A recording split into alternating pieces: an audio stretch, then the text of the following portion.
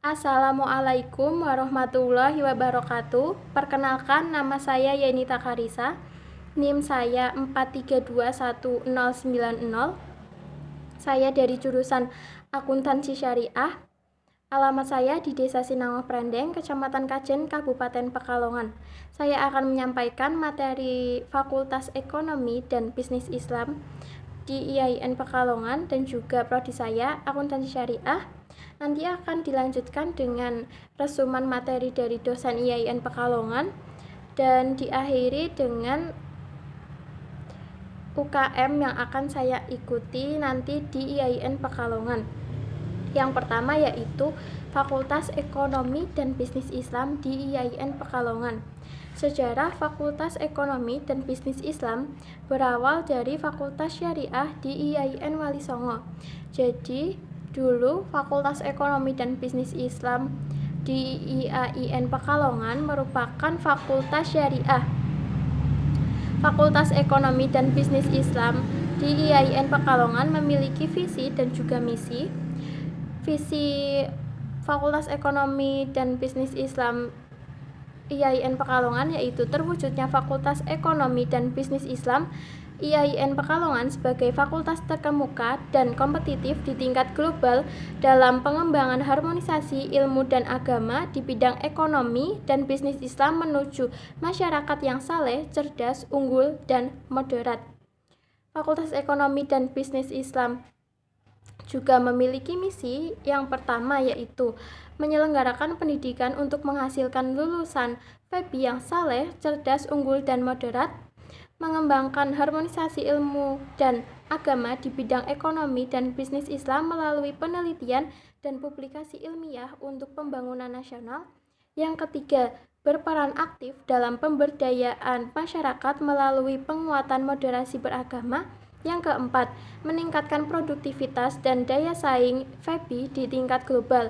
Yang kelima, menyelenggarakan tata kelola kelembagaan secara profesional, transparan, akuntabel, adil, dan bertanggung jawab.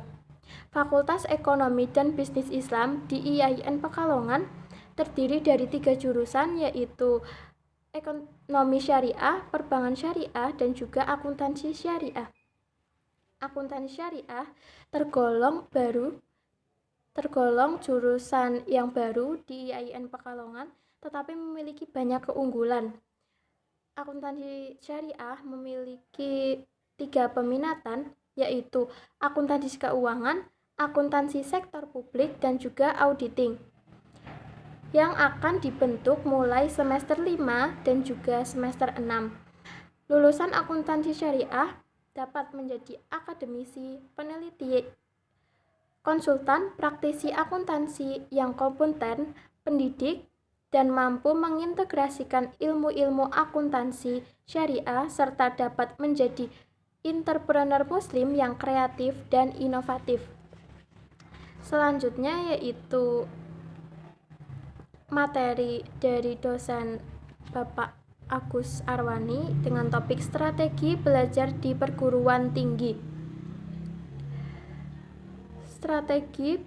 Bagaimana strategi belajar di perguruan tinggi? Sebelumnya saya akan memberitahu bahwa kuliah itu merupakan investasi dari masa depan kita nanti. Jadi kuliah itu sangat penting dan juga dengan kuliah kita bisa mendapatkan pengetahuan yang lebih luas, kita dapat meningkatkan keterampilan, meningkatkan teknik, dan memperbaiki sikap dalam diri kita. Bagaimana strategi belajar di perguruan tinggi? Terdapat berbagai cara. Yang pertama ada visual, yaitu dengan menggunakan gambar, peta, dan grafik, memahami materi lewat bacaan atau gambar, dan juga memberi warna dan gambar pada catatan kita.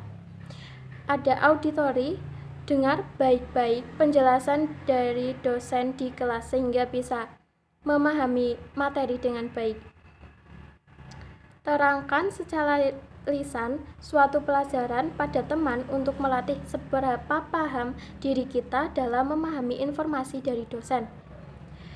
Ada kinestetik, yaitu melibatkan sebanyak mungkin anggota tubuh dan juga menulis poin-poin penting dari materi yang disampaikan dari dosen. Ada juga dengan cara kelompok, yaitu strateginya kita bisa memilih teman belajar yang cocok, yang seimbang dengan kemampuan kita atau bisa lebih tinggi dari kemampuan kita, untuk sehingga teman itu bisa membantu kita dalam memahami lebih jelas materi dari dosen. Kita juga bisa saling membandingkan catatan, kita juga bisa merutinkan belajar bersama. Ada yang terakhir, yaitu cara mandiri, perbanyak literatur dan latihan soal yang digunakan. Selain strategi belajar di perguruan tinggi, terdapat juga strategi menghadapi ujian, yaitu kita bisa memperbanyak waktu belajar. Kita juga harus tahu spesifikasi ujian nanti yang akan diberikan itu condong ke materi yang ini, ke materi yang ini. Kita juga bisa belajar kelompok, kita mencari literasi-literasi dari perpustakaan, dari buku-buku yang ada di perpustakaan. Kita juga bisa mencari soal ujian tahun lalu. Nanti setelah kita ujian, ada tips, yaitu periksa jumlah nilai kita dan periksa tiap pengurangan nilai dan alasannya, karena nilai IPK itu sangat penting untuk mahasiswi. Selanjutnya ada materi dari Ibu Sismuningsih, yaitu dengan topik etika mahasiswa. Sebagai seorang mahasiswa, kita harus bisa berkomunikasi dan berperilaku yang baik. Kita harus memiliki etika yang baik. Etika apa? Etika itu apa? Etika berarti juga ada adat kebiasaan atau cara hidup seseorang dengan melakukan perbuatan yang baik dan menghindari hal-hal yang buruk atau perilaku yang buruk. Etika mahasiswa itu terdapat etika dalam menulis, chat, atau sosmed. Etika dalam berbusana. Sebagai seorang mahasiswa, itu kita harus berbusana dengan baik karena kita akan dipandang oleh beberapa masyarakat, jadi kita tetap menjaga. Etika pergaulan itu sangat penting. Kita harus menjaga etika pergaulan kita di lingkungan agar tidak terjerumus. Kita harus berpakaian dan bersepatu rapi di lingkungan kampus, menjunjung tinggi nilai-nilai ilmiah, dan kita tidak membicarakan sesuatu yang tidak penting, karena kita pada dasarnya mahasiswa yang akan selalu bertemu dengan tugas-tugas ilmiah. Sebagai seorang mahasiswa, kita di kampus juga harus bisa mengetahui dan memahami dan melaksanakan peraturan di kampus. Kita tidak boleh melanggar peraturan yang dibuat di kampus. Kita juga harus memberi contoh yang baik dalam berperilaku kepada adik tingkat atau kakak tingkat kita. Kita juga harus bertutur kata yang sopan.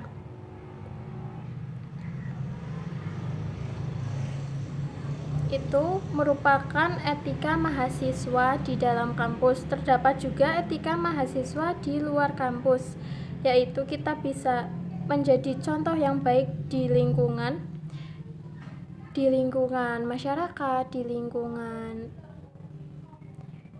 apapun itu di mana kita berada. Kita harus berperilaku yang baik.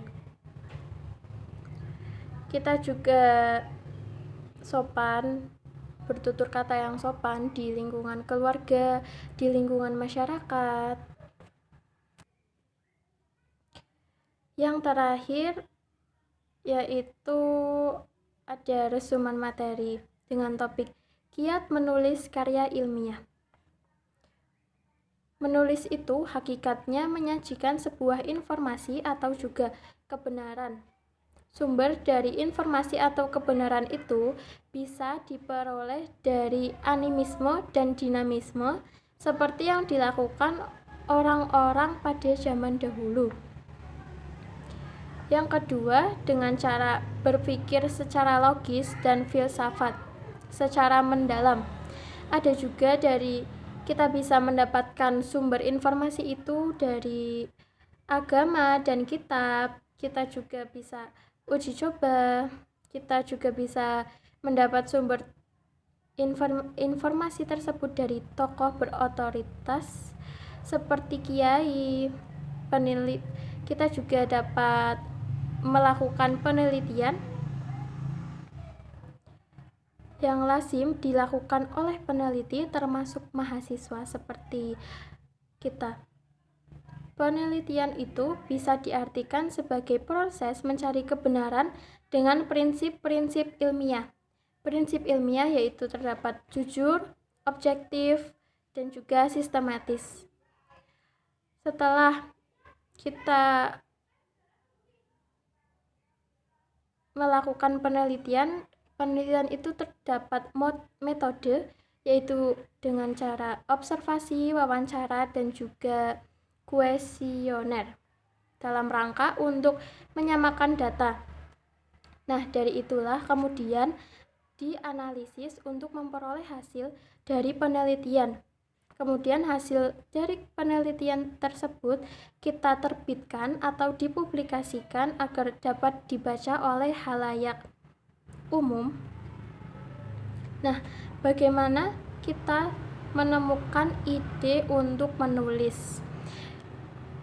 Cara untuk menemukan ide menulis yaitu kita bisa mengamati.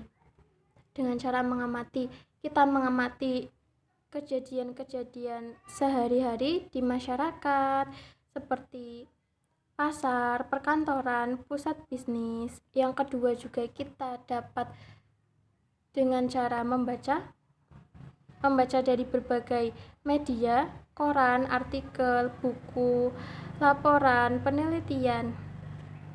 Yang terakhir kita juga bisa menemukan ide untuk menulis dengan diskusi.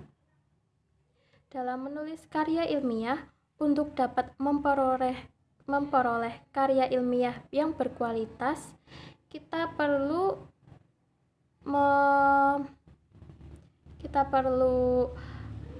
melakukan tahap-tahap, yaitu kita rajin berlatih, karena dengan kita rajin berlatih itu akan meningkatkan kemampuan kita dalam menulis karya ilmiah.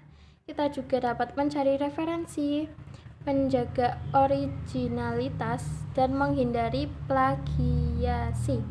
Cara menulis paragraf yang baik. Kalimat yang baik itu subjek, objek, dan keterangan harus jelas. Predikat harus jelas. Membuat statement yang bagus dulu, setelah itu disertai dengan keterangan yang jelas. Penjelasan untuk mendukung dari statement yang kita buat. Kita juga bisa menambahkan contoh dan referensi. Dan yang terakhir yaitu disimpulkan. Untuk UKM yang saya ikuti di IAIN Pekalongan, saya mengikuti UKM KSPMS. KSPMS itu kepanjangan dari Kelompok Studi Pasar Modal Syariah. Jadi KSPMS itu adalah organisasi mahasiswa Fakultas Ekonomi dan Bisnis Islam IAIN Pekalongan yang bergerak di bidang pasar modal yang berada di bawah naungan Galeri Investasi Bursa Efek Indonesia. Saya tertarik dengan saham, investasi, Karena itu saya ingin bergabung ke dalam KSPMS di IAIN Pekalongan. Nanti di KSPMS itu kita akan diajari apa itu saham, apa itu investasi, dan kita juga dapat diberikan cara-cara menjadi investor muda yang sukses. Terima kasih. Sekian yang dapat saya sampaikan. Kurang lebihnya mohon maaf apabila terdapat kata-kata yang kurang mengenakan. Wassalamualaikum warahmatullahi wabarakatuh.